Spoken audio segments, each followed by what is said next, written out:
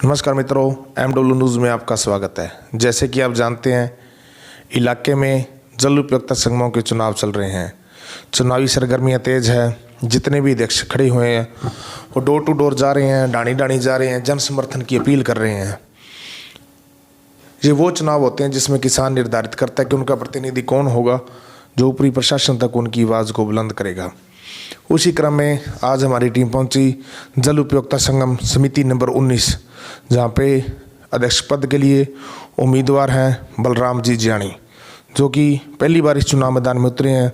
आज उनसे जानेंगे कि उनके संगम में कौन कौन से चक्र आते हैं, किन मुद्दों को लेकर चुनाव मैदान में उतरे हैं और किस तरह की कार्यप्रणाली देखने को मिलेगी 5 सालों में। तो सबसे पहले तो जियाणी साहब, आपका स्वागत है हमारे चैनल। धन्यवाद भाई साहब।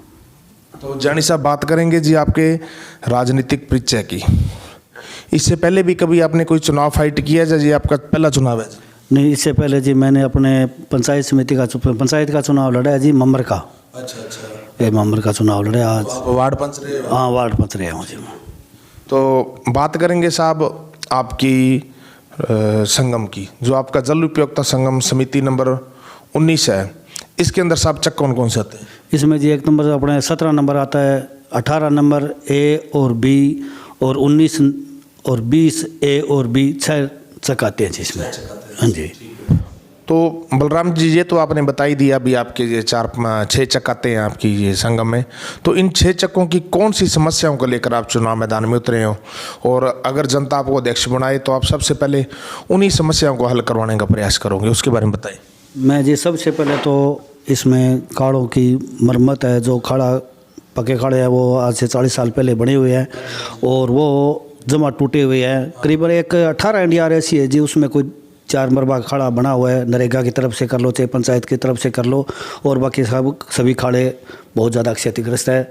और उन खाड़ों की मरम्मत के लिए मैं ज़्यादा से ज़्यादा प्रयास करूँगा कि ये खाड़े, और मेरी जितनी कोशिश हो सके मैं उसमें पानी पीछे लकीज ना हो सकता है मेरे पल्ले से जब पैसे लगे तो लगेंगे, मैं पातियों की व्यवस्था ज़रूर करके दूंगा एक बार इसमें, जो पातियाँ पीछे पानी निकले नहीं, खेत के आखिर टेल तक पानी पहुँचे। एक साहब, अध्यक्ष का जैसे मेन फर्ज होता है पर्ची बांटने का, मामला इकट्ठा करने का, तो आपके यहाँ पे पर्ची बांटने का सिस्टम कैसे है? वो जी पर्ची बांटने का था जी, अपने यहाँ पहले जो थे अध्यक्ष साहब वो तो पर्ची घर पर ही बांटते थे, पर मेरी कोशिश यही रहेगी कि मैं हर किसान के भाई के पास पहुँचने की कोशिश करूँगा। गांव पूरे घर घर नहीं फिरूँगा तो भी गांव में जाके गुरुद्वारा कर लो, मंदिर कर लो, या पंचायत भवन कर लो, या 4 घर भाई उसको कह रहेंगे भी मैं उनके पास पहुँचा दूँगा। इसी तरीके से 10 घर इकट्ठे करके उनके पास पहुँचाने की कोशिश कर लो, अभी अगले तक पहुँचाने का। हाँ, अगले तक हर हालत में प्रयास करूँगा जी। तो एक अक्सर ये भी देखा जाता है भाई, अपने जो खिंचाई भराई का सिस्टम है, तो कई अध्यक्ष 4-4, 5-5 साल खिंचाई भराई चेंज नहीं करते, तो उसके बारे में आपका क्या है? इसमें जी है जी, करते हैं जी, ऐसा हर अध्यक्ष भी करता है। और जो कई बार ऐसा होता है जी, जो वोट नहीं देते हैं उनका भी है जी। मेरे किसान भाइयों ने मेरे से अपील की है कि अभी उसमें मेरे 3-3 साल लगातार रात को बारी दे देते हैं, तो मैंने कहा भी ऐसा नहीं होगा। 2 साल से खिंचाई भराई होगी, पर वो होगी ऐसे ही जैसे सिस्टम से कि जिसमें कानून की तरफ से होगा। कोई किसी भाई के साथ कोई गलत व्यवहार नहीं होगा। किसी भाई से जो वोट देगा तो भी ठीक है, नहीं वोट देगा तो भी भाई के साथ ऐसा कोई व्यवहार नहीं होगा जैसा कोई मेरे से कोई गलती हो। तो एक अक्सर ये भी देखा जाता है भाई, जितने भी अध्यक्ष बनते हैं वो बनते हैं सिर्फ नेम प्लेट के लिए। वो अपने दरवाजों पे, कोठियों पे, कारों पे लिखा लेते हैं, कई की तो स्वाग्य और ट्रालियों पे अध्यक्ष लिखा लेते हैं, लेकिन वो ग्राउंड लेवल पे काम नहीं करते। चुनाव किसानों का, किसानों की बात नहीं होती, बात होती राजनीति की। इसके बारे में क्या? नहीं भाई साहब, मैं तो किसान ही हूँ, किसान का बेटा हूँ और किसान भाइयों के लिए चुनाव लड़ रहा हूँ। इसीलिए मैं चुनाव इसीलिए लड़ रहा हूँ कि किसान भाइयों की समस्या के लिए मैं जितनी से जितनी मेरी ज़्यादा से ज़्यादा मत जो अपना होगी कोशिश होगी किसान भाइयों के लिए, ये मैं चुनाव लड़ूंगा। न मेरे को प्लेट की ज़रूरत है, न मेरे को लाल की ज़रूरत है, ना मेरे को हरी की ज़रूरत है जी।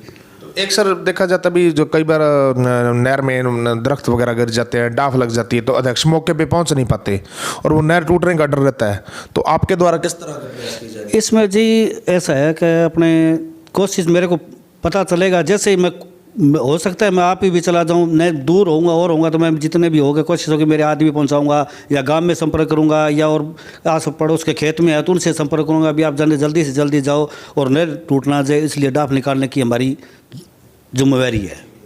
तो अब आप हमारे चैनल के माध्यम से देखो जी, आपको आपकी संगम क्षेत्र के सारे किसान देख रहे हैं, आपके आसपास के किसान भी देख रहे हैं, तो उन्हें आप क्या अपील करना चाहोगे, क्या संदेश देना चाहोगे? मैं सबसे पहले तो यही किसान भाइयों को दूँ कि ज़्यादा से ज़्यादा वोटिंग करो। और मेरे किसान भाई है वो, मैं भी यही सोचता हूँ कि किसानों की जो कमी है वो दूर हो और ज़्यादा से ज़्यादा वोटिंग करें। और मेरी तरफ से मैं जितनी भी कोशिश होगी वो पूरी करूँगा और मेरे को आप वोट ज़रूर दें। किसान भाइयों से यही निवेदन करूँगा जी मैं। हाँ, एक और है भाई साहब, अपने 26 जनवरी आ रही है, इसमें भी मेरी 26 जनवरी की हार्दिक बधाई और नए साल के लिए भी आपको सब भाइयों, किसान भाइयों को शुभ कामनाएं देता हूँ। ये हैं जी जल उपयोगिता संगम समिति नंबर 19 से अध्यक्ष पद के उम्मीदवार बलराम जियाणी। सादे से किसान हैं, किसानी करी है सारी उम्र, चुनाव मैदान में उतरे हैं। ये चुनाव भी किसानों का है और इनका कहना है कि पहले थोड़ी बहुत अनियमितता चल रही थी, उनको दूर करने के लिए उस चुनाव मैदान में उतरे हैं। चाहे वो पर्ची बांटना हो, चाहे मामला इकट्ठा करना हो, समय पर ही मामला इकट्ठा होगा, समय पर ही पर्ची बांटी जाएगी। और पर्ची भी अगले के घर तक तो नहीं, भाई अगले के गांव तक जाके, चाहे मंदिर है चाहे गुरुद्वारा, वहाँ पे होकर दिलवाएंगे या जैसे भी है। और समय पर पूरी व्यवस्था बिठाई जाएगी। अगर जनता चुनती है तो नहर की सफाई होगी। जब सबसे बड़ी समस्या है खाड़ों की, वो खाड़े बनवाने का पूरा प्रयास किया जाएगा। लेकिन इसके लिए उनको आपके समर्थन की, आपके साथ की आवश्यकता है। ज़्यादा से ज़्यादा मतदान केंद्र पहुंचे और इनके पक्ष में मतदान करें। ठीक है जी, MW न्यूज़ में समय देने के लिए धन्यवाद।